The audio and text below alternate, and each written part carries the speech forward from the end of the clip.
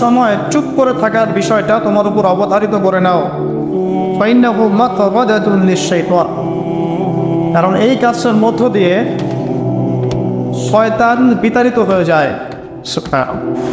ওয়া আউনুন লাকা আলা আমরি দীনিক, দীর্ঘ সময় চুপ থাকলে তোমার দিনের প্রতিটা কাজ করার ব্যাপারে আল্লাহ তোমাকে সাহায্য করবেন, বা দীর্ঘ নীরবতার ব্যাপারটা দিনের প্রতিটা কাজ করার ক্ষেত্রে তোমাকে সহযোগিতা করবে।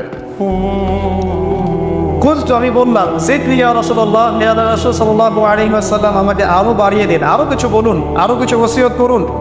ক্বালা, তিনি বললেন ইয়াকা ওয়া কাসরাতাদ দাহিক,